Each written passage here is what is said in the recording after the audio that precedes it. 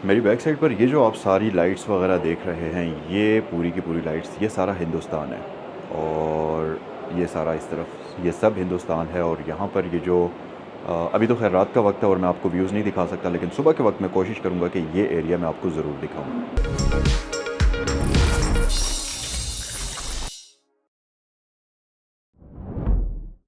अस्सलामुअलैकुम, welcome to the channel. मेरा नाम है ज़ैनुल आबिदीन और इस वक्त मैं मौजूद हूँ मानसहरा में। सो बेसिकली ये मेरा पहला ट्रैवल वीलॉग होने वाला है और मानसहरा से मैं जा रहा हूँ टुवर्ड्स कश्मीर, और कश्मीर सारा ही तकरीबन इस व्लॉग के अंदर एक्सप्लोर करेंगे। और मैं कोशिश करूँगा कि मैक्सिमम चीज़ें, जो चीज़ें आपको मैक्सिमम मैं इस वीडियो में दिखा सकता हूँ वो दिखाने की कोशिश करूँगा। सो इस वक्त मैं मानसहरा में मौजूद हूँ। ये मेरी बैक साइड पर आप ये देख सकते हैं, lands of valleys. So basically Mansehra को लैंड्स ऑफ वैलीज़ भी कहा जाता है। अगर आप नॉर्थ जाते हैं तो आपने इस शहर को लाजमी क्रॉस करना होगा। हर सूरत में आप मानसहरा से गुजरेंगे। तो इस वक्त मैं भी मानसहरा में मौजूद हूँ और यहाँ से हम अपना आज का वीलॉग करते हैं स्टार्ट। वैसे तो मेरा गाड़ियों का चैनल है, लेकिन अब मैं अपने चैनल के ऊपर वीलॉगिंग भी करूँगा। सो अगर आप मेरे चैनल पर नए हैं तो सब्सक्राइब कर लें, क्योंकि यहाँ पर आपको इसी किस्म की इंटरेस्टिंग वीडियोज़ देखने को मिलती रहती हैं। So let's get started. यहाँ पर मुझे कुछ मेरे नन्हे मुन्ने सब्सक्राइबर्स भी मिल गए हैं। क्या नाम है आपका? कफ़ायतुल्ला, इमरान शाह, सफ़ीर अहमद, मारुल्लाह।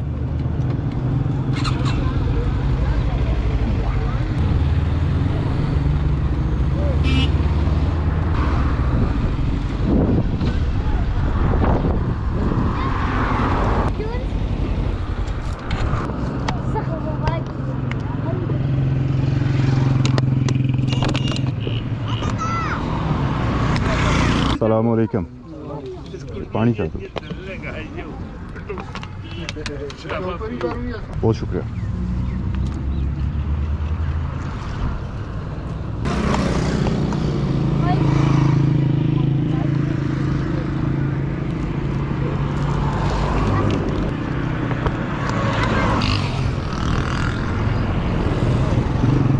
तो सफ़र शुरू करने से पहले हम अपने बाइक का जो ट्रिप ए है इसको बिल्कुल ज़ीरो कर लेते हैं। और ये ज़ीरो हो चुका है। अब हमें पता चलता रहेगा कि हमने कितना सफ़र किया है। एक चीज़ और भी है कि जब आप वीडियो बनाना स्टार्ट करते हैं, वीलॉगिंग करते हैं बाइक राइडिंग के दौरान, तो उस वक्त आपका सफ़र काफ़ी स्लो हो जाता है। तो यस, अब जाहिर है काम भी करना है, तो ये चीज़ें तो होंगी ही। तो अभी मैंने वो सारी चीज़ें सेट कर दी हैं। एक और चीज़ कि अभी मैंने बाइक के बेसिकली पैनियर्स जो हैं वो उतारे हुए हैं, सैडल बॉक्सेस उतारे हुए हैं। मैंने सिर्फ एक टॉप बॉक्स बैक साइड वाला लगाया हुआ है बाइक के साथ, तो जिसकी वजह से मेरे पास एक प्रॉब्लम है। वो प्रॉब्लम ये है कि स्पेस मेरे पास बहुत कम है। अगर मैं अपने पास सामान बहुत ज़्यादा कैरी करता तो फिर स्पेस का बहुत ज़्यादा मसला हो जाता। तो जो सामान मैंने अपने साथ रखा है, बड़ा सोच समझ के क्या चीज़ रखनी चाहिए, क्या चीज़ नहीं रखनी चाहिए, जो बेहद ज़रूरत की चीज़ें थी वो अपने साथ रखी हैं।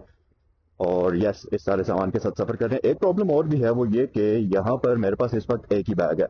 मतलब जो स्टोरेज स्पेस है मेरे पास वो सारी एक ही है। तो उसी के अंदर मेरा कैमरा भी है, उसी के अंदर मेरा स्टोरेज भी है, उसी के अंदर हार्ड ड्राइव भी है, और उसी के अंदर कपड़े भी हैं, पानी भी है। वो सब चीज़ें एक ही बैग के अंदर हैं। तो अब ज़रा सा मसला ये होता है कि जब मुझे कैमरा निकालना होता है तो मुझे उतर कर पूरा बैग खोलना पड़ता है। वो बैक साइड पर जो टॉप बॉक्स है उसको खोलना पड़ता है और उसमें से तमाम तर चीज़ों को साइड पे करना पड़ता है। और फिर मुझे अपना कैमरा निकाल के रिकॉर्डिंग करनी पड़ती है और उसके बाद दोबारा से वापस रखना पड़ता है। अब इसमें बाकी तो सब कुछ सेट है, चलो बंदा हैसल वगैरह थोड़ी सी है वो तो कर ही लेता है। लेकिन प्रॉब्लम तब आती है जब आपके पास बहुत सारा सामान एक ही बॉक्स के अंदर हो और आपको ये डर हो यार कोई चीज़ निकालते हुए कोई चीज़ गिर ना जाए। तो मैं अपनी तरफ से तो मेक श्योर करता हूँ कि तमाम तर चीज़ें कंप्लीटली पैक्ड हों उसके अंदर। बट फिर भी होप फॉर द बेस्ट, और उम्मीद है कि इंशाल्लाह कोई भी चीज़ मैं गुम नहीं करूँगा। तो इस वक्त मैं जा रहा हूँ, इस जगह का नाम है कोट के। ये मानसहरा के मकाम पर है। मानसहरा से थोड़ा सा आगे आपका जो पॉइंट आता है सबसे पहला वो ये आता है कोट के। और यहाँ से आगे अभी हम अपना सफ़र करते हैं कंटिन्यू कश्मीर की तरफ। अच्छा, मैं इस वक्त प्रॉपर राइडिंग गियर के अंदर राइड कर रहा हूँ। और सबसे बड़ा प्रॉब्लम जो मुझे यहाँ पर इस वक्त फेस करने को मिल रहा है वो ये कि अब जब मैं बाइक चला रहा हूँ तो चलाते हुए तो मुझे बिल्कुल कोई बड़ी प्रॉब्लम नहीं होती। इट फील्स परफेक्टली फाइन, क्योंकि ठंडी हवा लग रही होती है, तो वेंटिलेशन जैकेट के अंदर भी हो रही होती है, और मैंने प्रॉपर राइडिंग बूट्स भी पहने हुए हैं, तो बूट्स के अंदर भी वेंटिलेशन वगैरह अच्छी हो रही होती है। लेकिन मसला उस वक्त होता है जब आप कुछ देर के लिए रुक जाते हैं, तो फिर आपको बॉडी एकदम स्वेटिंग करना शुरू कर देती है। और उससे भी बड़ी बात यह कि जब आप धूप पर पार्क करते हैं, आप थोड़ी देर के लिए धूप पर रुकते हैं, तो फिर आपके लिए बहुत बड़ा मसला होता है। और ठीक ठाक गर्मी फील होना शुरू हो जाती है। लेकिन वो सारी चीज़ें सही हो जाती हैं जैसे ही आप राइडिंग स्टार्ट करते हैं, तो वो सारा मामला बिल्कुल सेट हो जाता है और आपको अच्छी ठंडी हवा लगना शुरू हो जाती है। यार यहाँ से आपके पास सामने नज़ारे शुरू होते हैं ना, वो देखें खूबसूरत तरीन नज़ारे। अच्छा, ये एक ऐसी जगह है जहाँ से आपको पूरा जो नीचे वैली है वो नज़र आती है। रोड थोड़ा सा ऊंचा है और पूरी नीचे वैली, फ्लैट वैली आपको नज़र आती है जो कि बहुत खूबसूरत नज़ारा पेश करती है। अच्छा, अगर आप इस जगह से कभी रात के वक्त गुजरेंगे ना, तो आपको यहाँ नीचे सारी जो घरों की लाइट्स हैं ऑन हुई हुई नजर आती हैं। इवन के पहाड़ों के ऊपर भी घरों की लाइट्स आपको ऑन हुई भी वहां पर सामने नजर आती हैं। तो ये बेहद खूबसूरत मंजर पेश करती हैं ये सारी चीजें। ओके जी, तो हमने तो जाना है काफी दूर, तो अपनी राइड को हम कंटिन्यू करते हैं और अपना सफर जो है उसको जारी रखते हैं ताकि हम रोशनी रोशनी में अच्छा खासा सफर तय कर दें। इस एरिया की एक अच्छी बात यह भी है कि यहाँ से प्रॉपर आपको पाइन ट्रीज के फॉरेस्ट का आगाज होता है, वो नजर आते हैं। आप अगर ये देखें तो ये साइड पर बहुत सारे ट्रीज हैं। अच्छा, ये सारे पाइन ट्रीज तो नहीं है, यहाँ पर ये मिक्स ट्रीज आपको नजर आएंगे, लेकिन ज्यादातर इनमें पाइन ट्रीज भी आपको मिलेंगे। और जैसे जैसा हम अपने इस सफर को आगे बढ़ाते जाएंगे, आगे आगे पाइन ट्रीज की जो क्वांटिटी है वो काफी ज्यादा होती जाएगी। तो ये एक बड़ी अच्छी चीज है, पाइन ट्रीज भी आपको मिलेंगे और साथ ही साथ यहाँ का जो माहौल है वो भी फ्रेश होता जाता है। तो ये चीज तो आपको इस सफर में देखने को मिलेगी ही। मैंने बाइक का फ्यूल ऑलरेडी रिफिल करा लिया था, तो अब ये है कि जितने भी एक फुल टैंक में ये चल सकता है हम इसको चलाएंगे। इसमें ऑलरेडी मैंने हाई ऑक्टेन डाला है, लेकिन मुझे नहीं लगता कि यहाँ से आगे मुझे हाई ऑक्टेन मिलेगा। तो लेट्स सी क्या होता है। अगर हाई ऑक्टेन नहीं मिला तो फिर हमें रेगुलर फ्यूल इस बाइक में डालना पड़ेगा और मजबूरी है, अब कुछ और इसके अलावा हल तो है नहीं। कोशिश करेंगे कि हाई ऑक्टेन आगे हमें कहीं से मिल जाए, अगर मिल गया तो बहुत अच्छी बात है, और अगर ना मिला तो फिर हम रेगुलर फ्यूल पर ही गुजारा करेंगे, क्योंकि जाहिर है फ्यूल तो चाहिए ही होगा हमें। तो जी हम पहुंच चुके हैं बटरासी इस वक्त, और बटरासी मेरे ख्याल से पाकिस्तान का या मानसहरा का अगर हम कहें तो खूबसूरत तरीन इलाका, तो ये बात बिल्कुल भी गलत नहीं होगी। ना सिर्फ यहाँ पर रोड्स बड़े खूबसूरत हैं, कर्वी किस्म के आपको रोड्स मिल रहे हैं। ये जो मेरी लेफ्ट साइड पर आप देख रहे हैं, ये बेसिकली बटरासी का मशहूर तरीन कैडेट कॉलेज है। तो बटरासी बेसिकली अपनी दो चीज़ों की वजह से मशहूर है। नंबर एक तो यहाँ की खूबसूरती, ब्यूटीफुल किस्म के सीनिक व्यूज़ आपको बटरासी में मिलते हैं। पूरा ही बटरासी ऐसा है कि आप यहाँ से गुजरते हुए आपको लगेगा कि यार आप किसी जन्नत में से गुजरे हैं। ये इलाका पूरा जन्नत से कम नहीं है। फिर दूसरी बात ये कि यहाँ पर मौसम भी बड़ा ही शानदार होता है। और दूसरी जो फेमस इसकी चीज़ है जिसकी वजह से ये मशहूर है, वो है ये मेरी लेफ़्ट साइड पर जो आप देख रहे हैं, ये वाइट कलर की वॉल, ये कैडेट कॉलेज की है। तो ये यहाँ पर आपको ये दो चीज़ें मिलती हैं। अच्छा, आगे आगे जैसे जैसे हम जाएंगे प्रॉपर कर्वी रोड्स का आगाज़ होगा और आपको लगेगा कि यार आप किसी फॉरेस्ट में से गुजर रहे हैं, जो कि मेरे ख्याल से बेहद ज़्यादा खूबसूरत व्यू पेश करता है। अच्छा, बटरासी तो खूबसूरत है ही, नो डाउट, इसकी खूबसूरती अपनी जगह पर है। और बटरासी के बाद जो इलाका आता है वो भी बेहद खूबसूरत है, उसका नाम है गढ़ी हबीबुल्ला। ये बेसिकली एक टाउन है और मानसहरा की यूनियन काउंसिल भी है गढ़ी हबीबुल्ला, और इसमें आपको डिफरेंट ट्राइब्स के लोग देखने को मिलेंगे। इसके साथ साथ अगर आप आज़ाद कश्मीर की तरफ जाते हैं तो आज़ाद कश्मीर से पहले आपने हमेशा गढ़ी हबीबुल्ला से ही गुजरना है। अगर आप इस रास्ते से जाते हैं मानसहरा वाली साइड से, अगर आप एबटाबाद वाली साइड से जा रहे हैं, नथिया गली वाली साइड से जा रहे हैं, फिर तो वो डिफरेंट हो जाता है। लेकिन अगर आप इस साइड से गुजरते हैं तो आप लाजमी गढ़ी हबीबुल्ला से होकर गुजरेंगे। एक और चीज़ कि 2005 के ज़लज़ले में गढ़ी हबीबुल्ला काफ़ी ज़्यादा मुतासर हुआ था, और ऑब्वियसली वो काफ़ी सख्त ज़लज़ला था जिसमें बालाकोट, गढ़ी हबीबुल्ला और ये सारे एरियाज़ जितने भी मुल्का इलाके थे, ये ठीक ठाक नुकसानात उनको हुए थे। और बेसिकली ये जो गढ़ी हबीबुल्ला है,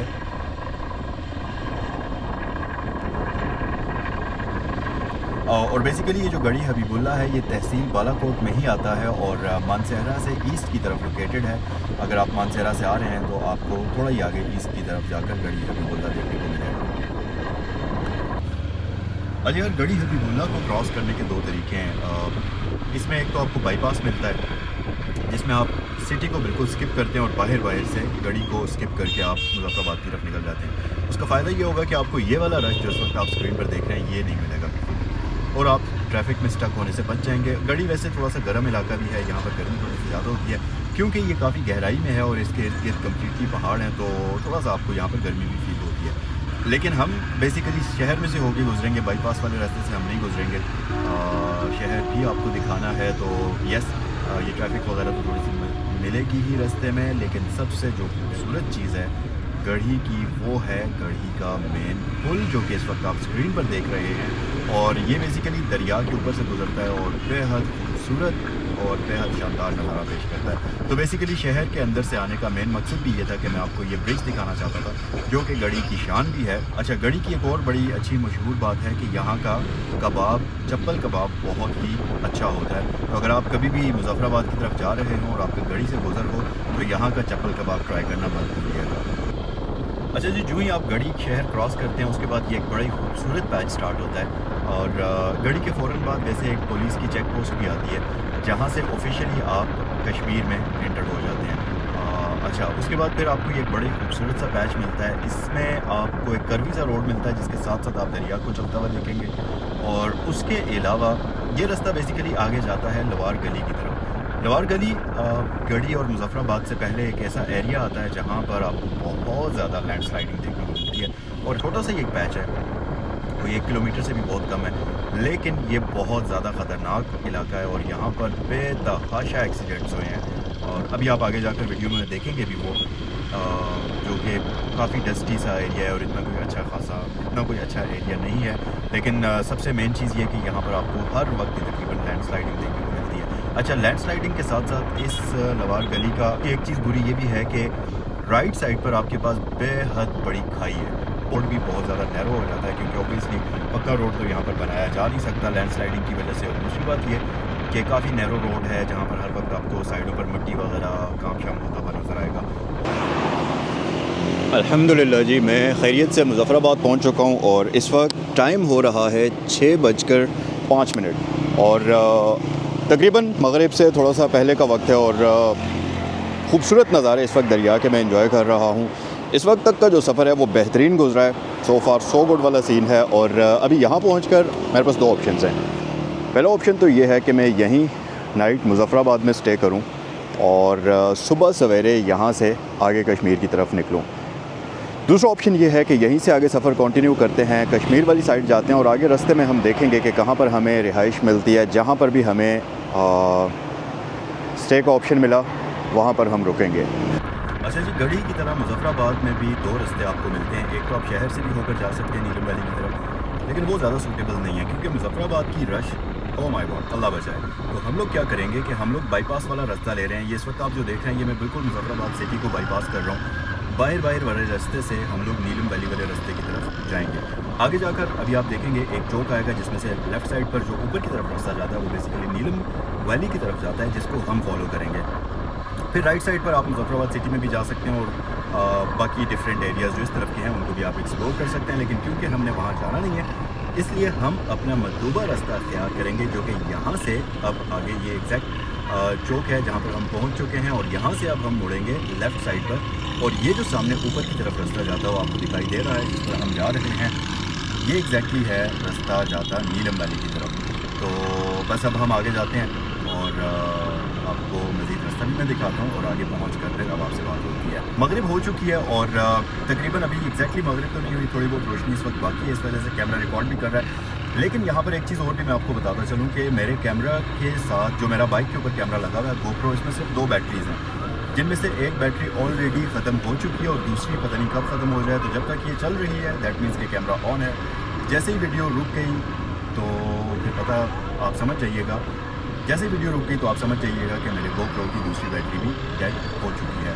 तो चलें देखते हैं कहाँ तक ये चलता है।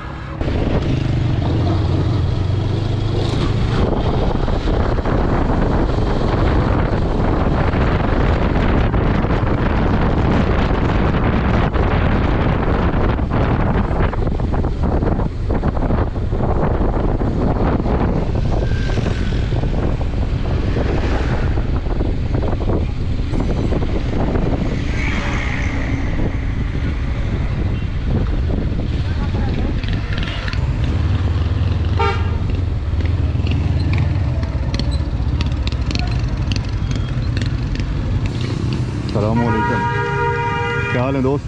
अल्हम्दुलिल्लाह। हवा चेक कर रहे हैं।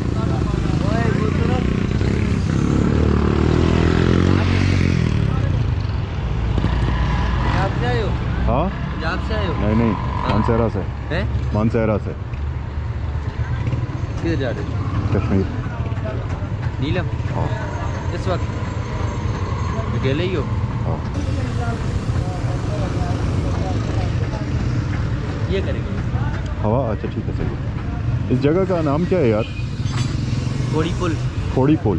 अच्छा अच्छा। यहाँ से आगे कमरे वगैरह कितने दूर हैं? रेस्टें वगैरह होती हैं यहाँ से? रेस्टोरेंट यहाँ से आगे टिक्के में जाओ ना, रात को आगे सफ़र नहीं करना। आगे भी मिल जाएंगे आपको, लेकिन यहाँ से आगे टिक्का आएगा। अच्छा। टिक्का में मतलब इसी तरह का बाजार है, वहाँ पे जाके कहीं भी बोलो आपको कमरे मिल जाएंगे। भी मैं हूँ इधरों, वरना उधर हमारे अपना सारा सेटअप। ओह अच्छा। तो पटेका कितना दूर है यहाँ से? यहाँ से 5-10 मिनट का रास्ता है। और रात को आगे सफ़र क्यों ना करूँ? रात को आगे ज़ाहिर मामलात होते हैं, रोड भी आपको पता है अकेली है, ख़तरनाक है। खतरनाक भी है, अकेली भी है। हाँ। बाकी अगर आपने सफ़र करने फिर आकर सुबह करो। अच्छा। यहाँ से जाओ पटिका में, वहीं पे होटल पे आपको खाना वगैरह दिया जाएगा। अच्छा। तो वहीं पे सारा कुछ होगा। नीलम होटल है, बिहार हमें भी रास्ते में जाते वक्त होटल है, लेकिन यहाँ पे ना रुकना, आगे मेन बाज़ार में जाके रुकना, वहाँ पे बाज़ार भी है। पटेका में बाज़ार में? हाँ पटिका बाज़ार में। यहाँ से आगे जाओगे तकरीबन इस बाइक पे तो अगर बंदा चलाए तो 5 मिनट भी नहीं लगते। अच्छा, नज़दीक है? हाँ 5-10 किलोमीटर है। हाँ। अच्छा अच्छा। आपका क्या नाम है? मेरा नाम राजा सकलेन। अब मैं हूँ इधर, राजा सकलेन। अच्छा। वो मैं इधर हूँ, वरना अगर उधर जाना होता तो फिर हाँ। आपको इंतजाम कर देता। अच्छा अच्छा। किस होटल में जाऊँ यहाँ से मैं? यहाँ से होटल आप जाके वहाँ से किसी भी पूछ लें कि मार्को पोलो होटल है, मार्को पोलो में जाके पता कर लें अगर रिहाइश मिल जाए। अच्छा। वरना नीलम होटल है, नीलम होटल पे आपको VIP इंतजाम मिल सकता है। आजकल क्या रेट चल रहा है कमरों का नीलम होटल में? वहाँ पे उसको क्या नाम है, 1200 ले लेंगे। अच्छा।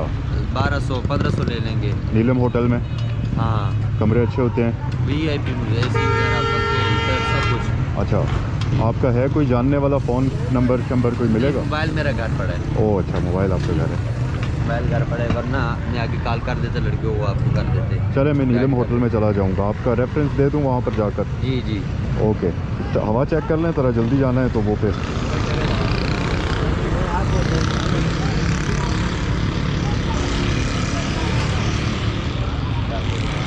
आपने नाम क्या बताया था इस जगह का? राजा सकलेन यहाँ का। हाँ। यहाँ का कोड़ी पुल। खोड़ी पुल।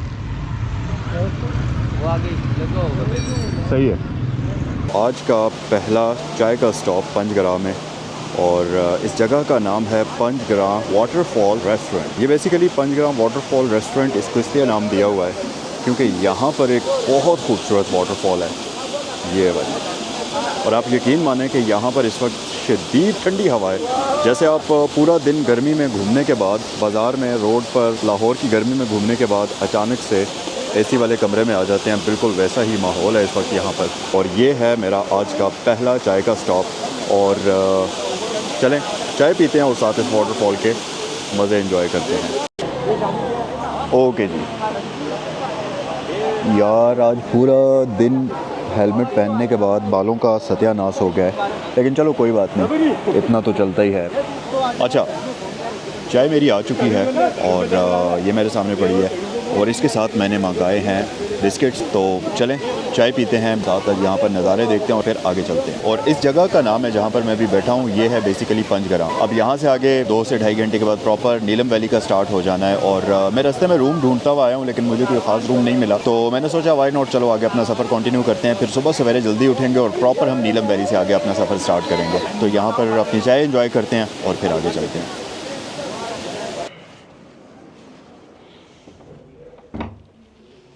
अस्सलामुअलैकुम जी। तो वक्त हो गया है जी इस वक्त 9:30, और अल्हम्दुलिल्लाह रूम मैंने ले लिया है। और अगर जगह की बात करें तो इस वक्त मैं मौजूद हूँ पाकिस्तान और इंडिया की लाइन ऑफ कंट्रोल के ऊपर। और सबसे अमेजिंग चीज़ ये कि यहाँ पर 2 चीज़ें बहुत ज़्यादा फेमस हैं।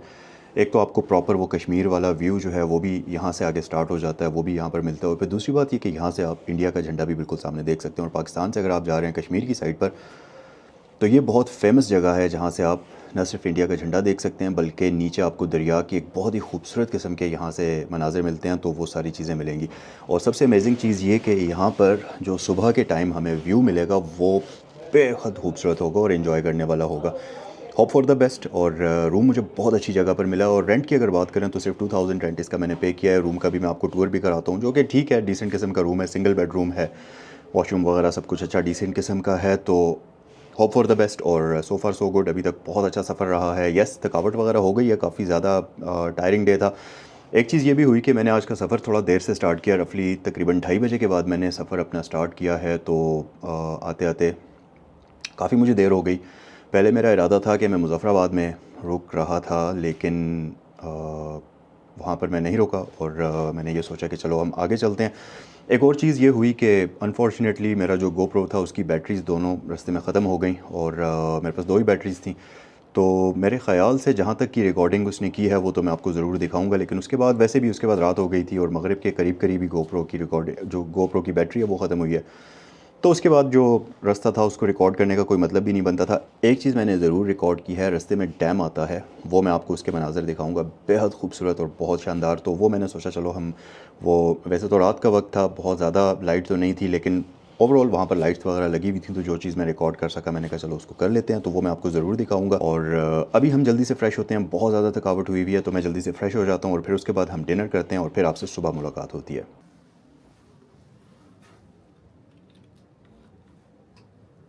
हाँ जी दोस्तों, तो मैं इस वक्त फ़्रेश हो चुका हूँ और टाइम अगर आप देखें तो इस वक्त 10:15 हो रहे हैं और जल्दी से अब हम डिनर करते हैं। लेकिन उससे भी पहले मैं आपको अपना राइडिंग गियर दिखाता हूँ और फिर उसके बाद ऊपर चलते हैं। यहाँ पर जहाँ मैं रुका हुआ हूँ यहीं पर खाने वगैरह की भी ऑप्शन मौजूद है, तो ऊपर चलते हैं फिर और डिनर करते हैं। राइडिंग गियर की बात अगर करते चलें तो सबसे पहले नंबर पर यहाँ पर मैंने अपने पास एक हुडी रखी हुई है।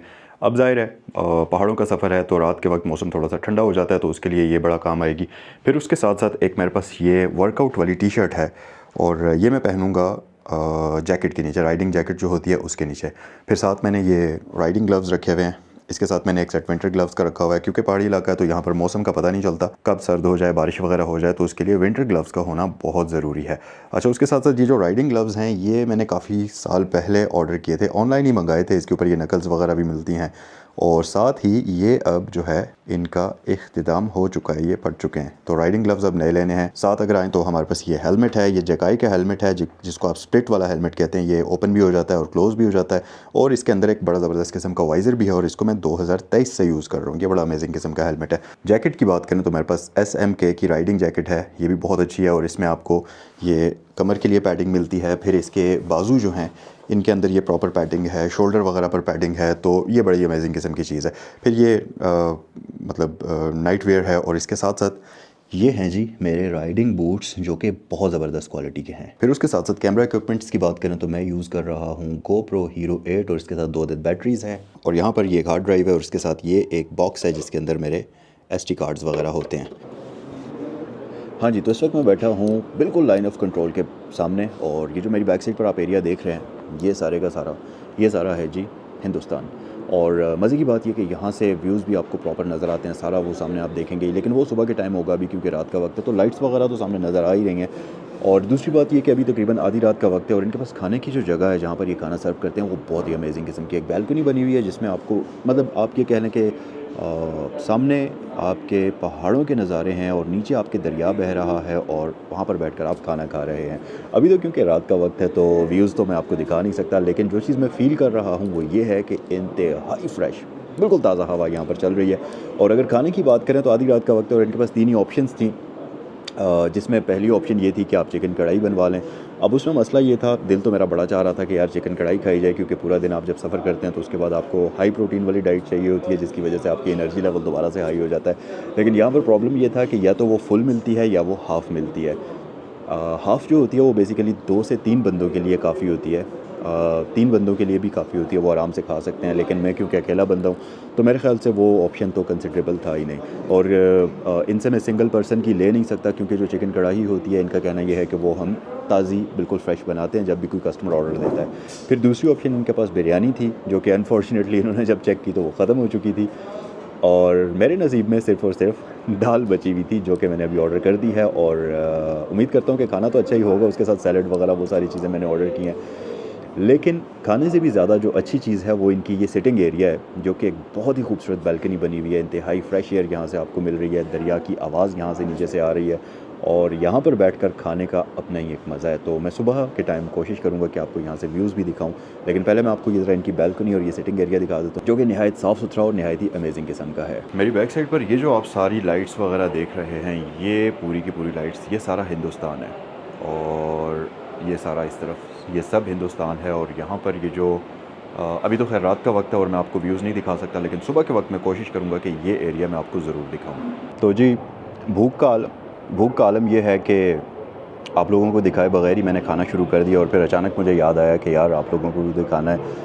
सो खाना बहुत अच्छा है जी, प्रेजेंटेबल किस्म का है। हमारे पास दाल माश है जो कि बहुत अच्छी टेस्टी बनी हुई है, इसके साथ सैलड है जो कि बहुत अच्छे तरीके से प्रेजेंटेशन उसकी बहुत ही मज़े की है और बिल्कुल फ्रेश सैलड है, और इसके साथ हमारे पास चपातियाँ हैं और ये सारा कुछ है जी आज के हमारे डिनर में। तो चलें खाना खाते हैं जल्दी से और उसके बाद आपसे कल मिलते हैं।